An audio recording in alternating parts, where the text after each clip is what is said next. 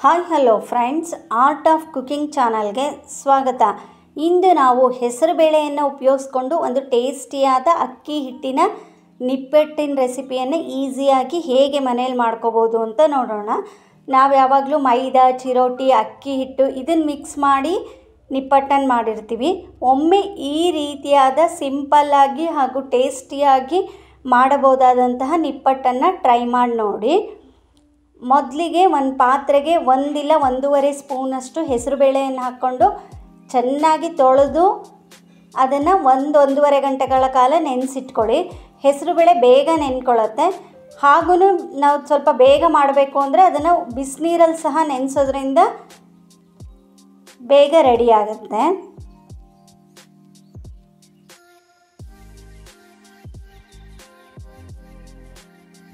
ಈ recipe evening ಸ್ನ್ಯಾಕ್ಸ್ಗೆ ತುಂಬಾ ಚೆನ್ನಾಗಿರುತ್ತೆ.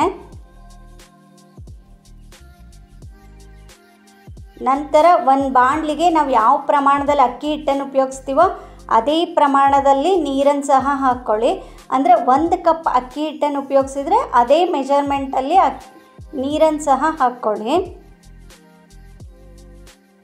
ಇದರಲ್ಲಿ ಅಕ್ಕಿ ಹಿಟ್ಟನ್ನು ಒಂದು ಸರಿ ಉಕ್ಕರಿಸಿ ಉಪಯೋಗಿಸೋದ್ರಿಂದ ನಿಪ್ಪಟ್ಟು ಟೇಸ್ಟು ತುಂಬಾ ಗರಿ ಗರಿ ಆಗಿರುತ್ತೆ ಹಾಗೂ ಹೆಚ್ಚು ದಿವಸ ಇಟ್ಕೊಂಡ್ರೂ ಸಹ ಟೇಸ್ಟ್ ಚೆನ್ನಾಗಿರುತ್ತೆ. ಸಾಮಾನ್ಯವಾಗಿ ಅಕ್ಕಿ ಹಿಟ್ಟಲ್ಲಿ ಮಾಡಿರೋ ಅಂಥ ಎಲ್ಲ ರೆಸಿಪಿಗಳು 15-20 ದಿವಸದವರೆಗೂ ಹಾಳಾಗ್ದೇ ಚೆನ್ನಾಗಿರುತ್ತೆ. ನಂತರ ಆ ನೀರಿಗೆ ಅಚ್ಕಾರದ ಪುಡಿ, ನಾವು ನೆನೆಸಿಟ್ಕೊಂಡಿರುವಂಥ ಹೆಸರುಬೇಳೆನೂ ಸಹ ನೆಂದಿರುತ್ತೆ, ಅದನ್ನು ಸಹ ಹಾಕ್ಕೊಳ್ಳಿ.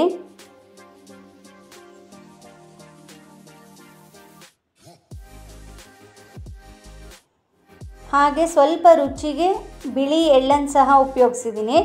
ನೀವು ಬಿಳಿ ಎಳ್ಳಿಲ್ಲ ಅಂದರೆ ಕಪ್ಪೆಳ್ಳು ಸಹ ಹಾಕ್ಕೋಬೋದು, ಇಲ್ಲ ಜೀರಿಗೆ ಸಹ ಹಾಕ್ಕೋಬೋದು. ನಂತರ ಸ್ವಲ್ಪ ಕೊತ್ತಂಬರಿ ಸೊಪ್ಪನ್ನು ಸಹ ಕಟ್ ಮಾಡಿ ಹಾಕ್ಕೊಳ್ಳಿ. ಕೊತ್ತಂಬರಿ ಸೊಪ್ಪು ಅಲ್ಲದೇ ಕರಿಬೇವು, ಮೆಂತ್ಯ ಸೊಪ್ಪು ಯಾವುದನ್ನು ಬೇಕಾದ್ರೂ ಈ ರೆಸಿಪಿಯಲ್ಲಿ ಯೂಸ್ ಮಾಡ್ಕೋಬೋದು. ಅದರ ಟೇಸ್ಟ್ ಸಹ ಚೆನ್ನಾಗಿರುತ್ತೆ. ಹಾಗೆಯೇ ರುಚಿಗೆ ತಕ್ಕಷ್ಟು ಉಪ್ಪನ್ನು ಸಹ ಹಾಕ್ಕೊಂಡು ಚೆನ್ನಾಗಿ ಒಂದು ಕುದಿ ಬರೋವರೆಗೂ ಇದನ್ನು ಕುದಿಸ್ಕೊಳ್ಳಿ. ಒಂದು ಕುದಿ ಬಂದ ನಂತರ ಸ್ಟವ್ ಆಫ್ ಮಾಡಿ ಚೆನ್ನಾಗಿ ಅಕ್ಕಿ ಹಿಟ್ಟನ್ನು ಕೈಯಾಡಿಸ್ಕೊಳ್ಳಿ.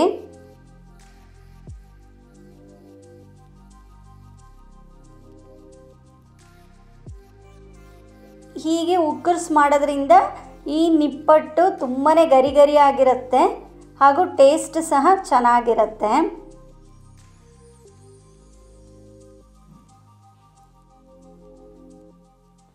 ಇದನ್ನ ಚೆನ್ನಾಗಿ ಕೈಯಾಡಿಸಿದ ನಂತರ ಒಂದೇ 1 ಸ್ಪೂನ್ ಎಣ್ಣೆನೂ ಸಹ ಹಾಕ್ಕೊಂಡು ಇದನ್ನು ತುಂಬ ಆರೋವರೆಗೂ ಏನು ಬಿಟ್ಕೋಬಾರ್ದು. ಸ್ವಲ್ಪ ಕೈಗೆ ಮುಟ್ಲಿಕ್ಕೆ ಸಾಧ್ಯ ಉಗುರು ಬೆಚ್ಚಗಿದ್ದಾಗ ಇದನ್ನು ಚೆನ್ನಾಗಿ ನಾದ್ಕೋಬೇಕು. ಇದನ್ನು ಎಷ್ಟು ಚೆನ್ನಾಗಿ ನಾದ್ಕೋತೀವೋ ಅಷ್ಟು ತೆಳುವಾಗಿ ಈ ನಿಪ್ಪಟ್ಟನ್ನು ಪ್ರೆಸ್ ಮಾಡ್ಕೋಬೋದು. ಇನ್ ಕೇಸು ನೀರು ಜಾಸ್ತಿ ಆಗಿದೆ ಅಂದರೆ ಈ ಟೈಮಲ್ಲಿ ಸ್ವಲ್ಪ ಅಕ್ಕಿ ಹಿಟ್ಟನ್ನು ಹಾಕ್ಕೋಬೋದು, ಇಲ್ಲ ಅಕ್ಕಿ ಹಿಟ್ಟು ಜಾಸ್ತಿ ಆಗಿದ್ದರೂ ಸಹ ಸ್ವಲ್ಪ ನೀರನ್ನು ಹಾಕ್ಕೊಂಡು ಮಿಕ್ಸ್ ಮಾಡಿಕೊಂಡು ಕೈಯಾಡಿಸ್ಕೊಳ್ಳೋದ್ರಿಂದ ಟೇಸ್ಟಲ್ಲೇನು ಅಂಥ ವ್ಯತ್ಯಾಸ ಬರಲ್ಲ, ತುಂಬಾ ಚೆನ್ನಾಗಿ ಬರುತ್ತೆ. ಚೆನ್ನಾಗಿ ನಾದಿದ ನಂತರ ನಾವು ಒಂದು ನಿಂಬೆ ಹಣ್ಣಿನ ಗಾತ್ರದಷ್ಟು ಚಿಕ್ಕ ಚಿಕ್ಕ ಬಾಲ್ಗಳನ್ನಾಗಿ ರೆಡಿ ಮಾಡ್ಕೊಳ್ಳಿ. ನಿಮಗೆ ಯಾವ ಸೈಜಲ್ಲಿ ನಿಪ್ಪಟ್ಟು ಬೇಕೋ ಆ ಸೈಜಲ್ಲಿ ಇದನ್ನು ರೆಡಿ ಮಾಡ್ಕೋಬೋದು.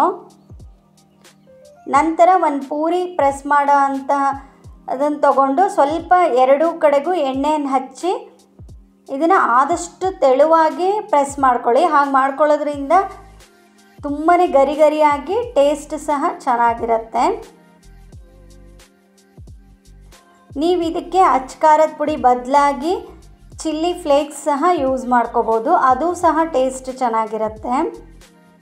ನಂತರ ಎಣ್ಣೆ ಕಾದಿದೆಯಾ ಅಂತ ಚೆಕ್ ಮಾಡ್ಕೊಂಡು ನೋಡಿ ನಾವು ಮಾಡಿಟ್ಕೊಂಡಿರುವಂತಹ ಎಲ್ಲ ನಿಪ್ಪಟ್ಟುಗಳನ್ನು ಎರಡೂ ಭಾಗ ಚೆನ್ನಾಗಿ ಕರೆದು ತಗೊಳ್ಳಿ. ಒಮ್ಮೆ ಈ ರೀತಿಯಾಗಿ ಟ್ರೈ ಮಾಡಿ ನೋಡಿದರೆ ಖಂಡಿತ ನೀವು ಹೊರಗಡೆ ನಿಪ್ಪಟ್ಟನ್ನು ತೊಗೊಳಕ್ಕೆ ಇಷ್ಟನೇ ಪಡಲ್ಲ, ಅಷ್ಟು ಟೇಸ್ಟ್ ಆಗಿರುತ್ತೆ ಇದು. ಈ ರೀತಿಯಾಗಿ ಮನೆಯಲ್ಲೇ ನಾವು ಟ್ರೈ ಮಾಡೋದ್ರಿಂದ ಆರೋಗ್ಯಕ್ಕೆ ಸಹ ಒಳ್ಳೆಯದು, ರುಚಿ ಸಹ ಚೆನ್ನಾಗಿರುತ್ತೆ.